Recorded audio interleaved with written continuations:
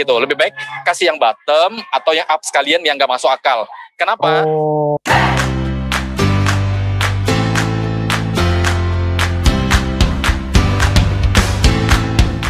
Oke, selamat siang Bro Hari Afandi. Apa kabar Bro? Baik, thank you. Selamat siang juga. Yes. Nah ini sahabat sales, ini adalah sahabat saya Bro Hari Afandi.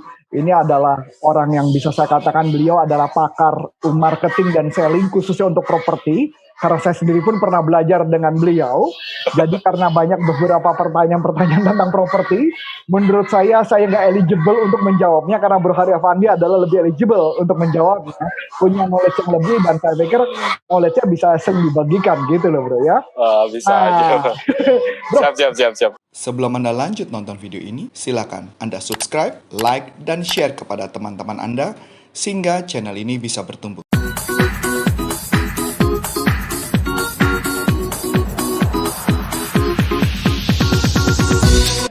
Nah, ini pertanyaan menarik Bro. Wah, gue jadi penasaran ini. Ini bener-bener keren banget nih Bro.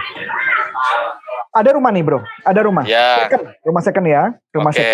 Rumah second. Kebetulan rumah second ini waktu pengertian second artinya memang belum sempat ditempati.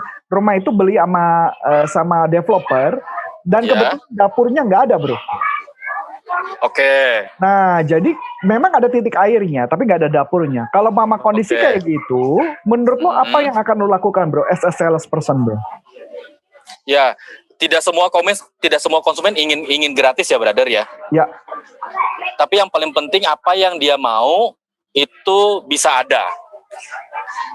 Artinya bisa aja kita harus punya rekanan atau kemungkinan kita bilang gini, oh ya Bu, di sini memang airnya nggak ada, tapi Ibu tenang aja kalau beli sama saya nanti saya carikan kontrak misalnya saya pasangkan ledeng air atau segala macam, Ibu tenang aja pasti nanti saya bereskan.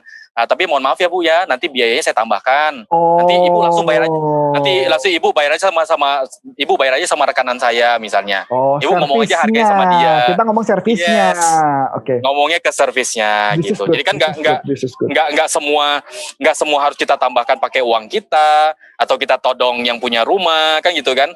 Tapi yang penting konsumen itu tadi dia beli sama kita itu beres. Cakep. Oke Bro, ini gue lanjut ya Bro. Ini persoalan yang lain Bro. Ini sekarang kita masuk tanah kafling Bro. Tanah kafling, gimana? Kafling. Ini tapi gue akuin sih keren. Sahabat sales ini kalau Anda nggak sampai belajar, nggak mencatat dan nggak masuk ke YouTube-nya Hari Afandi, wah ini kacau ini ya, ini kacau. Ini keren. Saya akui ini keren banget ya. Oke Bro. Ini pertanyaan menarik Bro, ada satu orang bertanya kepada saya, terus terang makanya kenapa hari ini kita ada, karena ada pertanyaan yang menarik Bro. Bro, ini kebetulan dia punya properti kafling syariah. Nah, menurut lu ketika ada orang yang chatting ke kita, bertanya lah, dia udah main media sosial, ada yang chatting kepada dia, terus kemudian ditanya gitu ya, tanya harga, ketika nanya harga kafling, mereka sering banget dapat tantangan nih Bro. Ketika ditanya, abis itu ujung-ujungnya mereka bilang, ya nanti gue diskusi dulu sama pasangan gue, nanti gue pikir-pikir dulu dan sebagainya Bro. Ada nggak tips trik yang harus dilakukan ketika orang nanya berapa harganya? Apa tips yang akan lu berikan di dalam konteks ini Bro? Biasanya ya ini kan kita kan ngalami juga ya, karena kita kan selain kita ngajar kan kita juga punya produk ya. Oh ya, sorry Bro, biar teman-teman juga tahu berapa total properti yang lu bangun dan berapa total rumah yang lu bangun sampai di daerah Pekanbaru. Kita ngomong Pontianak ya. Pontianak ya. Untuk perumahan sih sekarang sudah sampai, kami mulai dari 2010 untuk project developer. Sampai hari ini udah project ke 15 project developer. Satu developernya itu berapa properti Bro? Kalau yang sekarang lagi kami kembangkan itu ada di 2 lokasi. Satu lokasi di 3,4 hektar, existingnya tambahan lahan kurang lebih 7 hektar. Satu lagi ya ini yang 3,6 hektar, existing tambahan kurang lebih 2,4 hektar. Jadi yang kami lagi berjalan bareng ini kurang lebih ada 6 yang sudah terbangun tuh kurang lebih hampir 500-an unit gitu. Dan ini, 5 unit. Nah, ini orang yang tepat dan ini komersil. Ya, pasti komersil. Oke. Komersil. Oke, lanjut bro. Tadi gimana bro? Kalau kasusnya jadi ya di chatting masalah harga ya. Jadi kalau harga selalu jadi momok ya. Jadi jadi bilang gini, kalau ditanya harga, biasanya saya minta sama teman-teman itu, kalau terpaksa kasih harga yang lebih baik, kasih harga yang di atas. Bukan harga, kalau mau jadi kasih harga itu yang mahal-mahal sekalian atau yang murah-murah sekalian. Jadi jangan kasih harga yang setengah-setengah. Misalnya kita punya produk itu harga 200 jutaan. Tapi kita juga misalnya kemungkinan kita bisa juga kasih harga 200 jutaan tadi sampai ke 150 juta.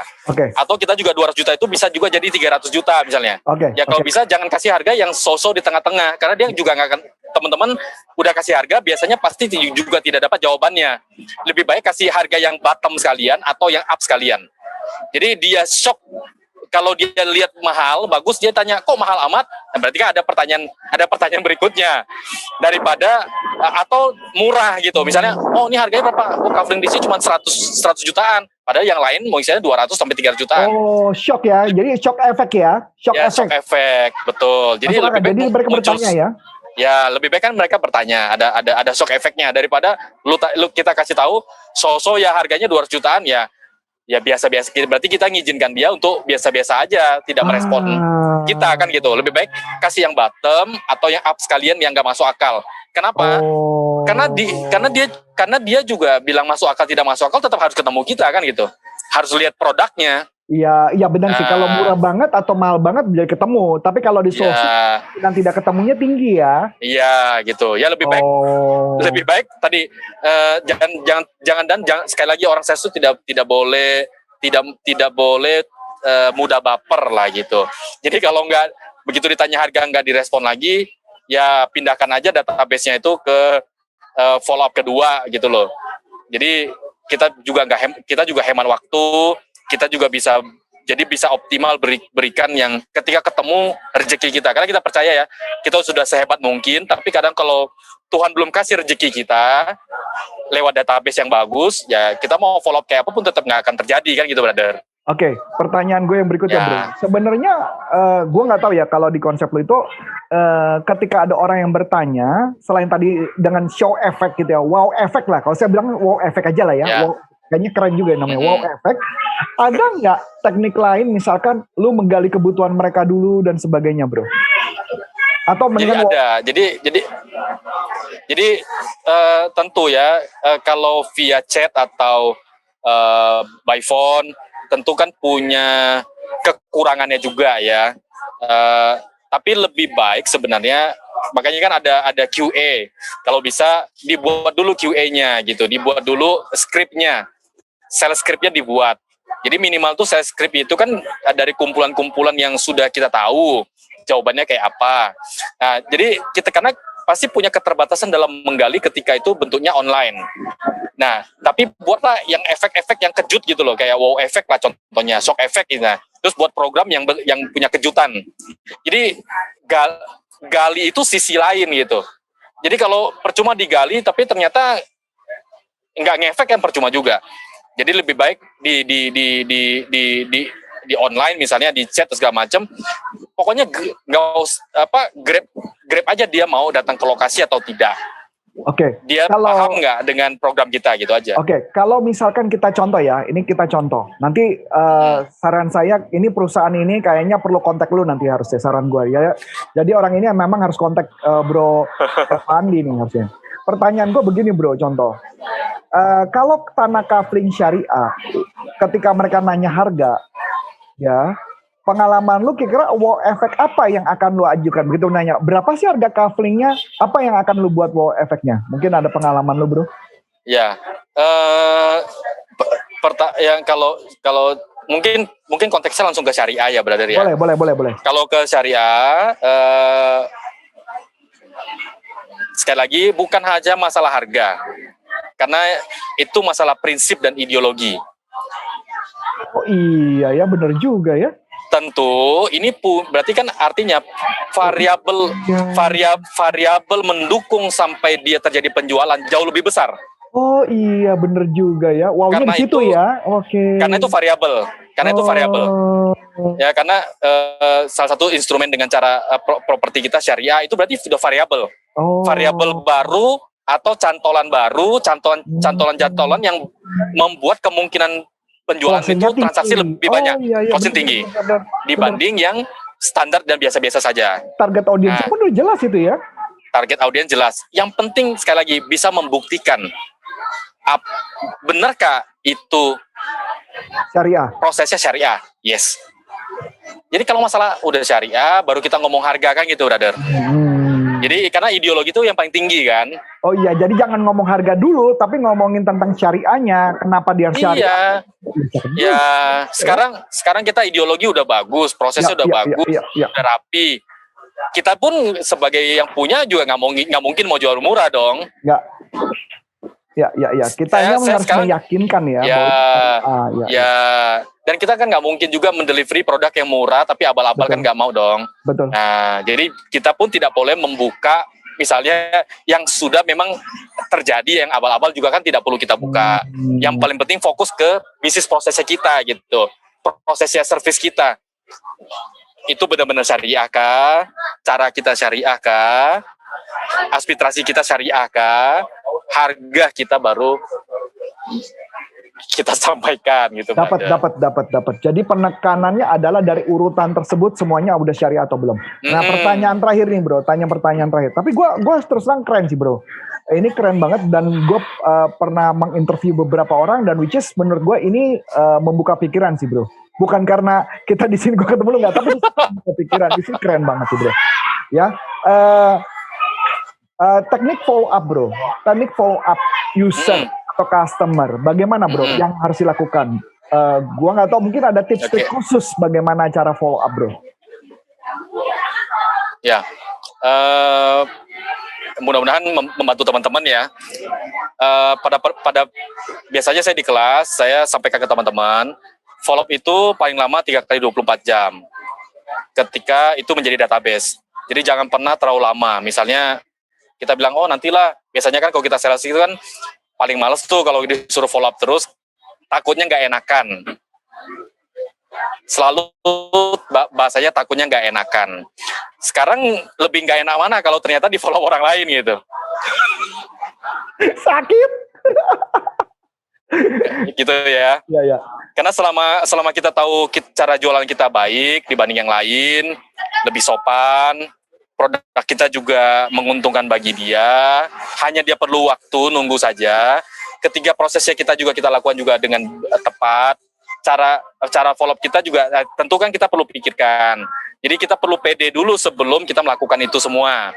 Jadi yang paling mudah, jadi jangan sampai kita nggak enakan, karena kalau kita harus percaya apa mereka ketemu kita berarti itu jodoh, rezeki. Jadi jangan pernah kita nggak enak. Kalau nggak enak kan nanti kita yang nggak enak karena pasti diambil orang gitu. Jadi fokuskan aja, tinggal kita tambahkan kisi-kisi atau biasanya saya minta teman-teman tuh misalnya tambahkan sisi entertainment. Maksudnya gimana? Ya, contohnya gini, ya kalau diajak di follow up doang, pasti kan ditanyain itu aja. Pak, jadi nggak rumahnya? Pak, harganya gimana? Kan gitu ya. Itu kan hal biasa. Jadi kalau saya mix dengan dulu ketika saya pernah bekerja di perusahaan farmasi, kami itu dituntut untuk membangun hubungan relationship walaupun dia bukan customer kita. Jadi visiting itu penting. Visiting itu sekarang kan misalnya terbatas lah, kan kita bisa visiting online. Lewat apa? Mungkin kita bisa waktu kita visiting, kita di produk kita bisa buat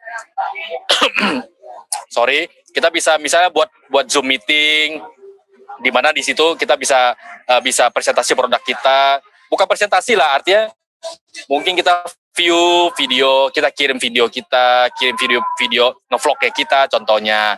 Terus itu sisi entertainment. Terus kan kita bisa juga begini, buat aja private gathering. Misalnya teman-teman mau ngajak dia follow up, misalnya bilang aja kerjasama lah, misalnya dengan merchant. Misalnya ada restoran apa yang lagi booming, lagi disukai, kan kita bisa minta nanti aku booking pakai voucher ya.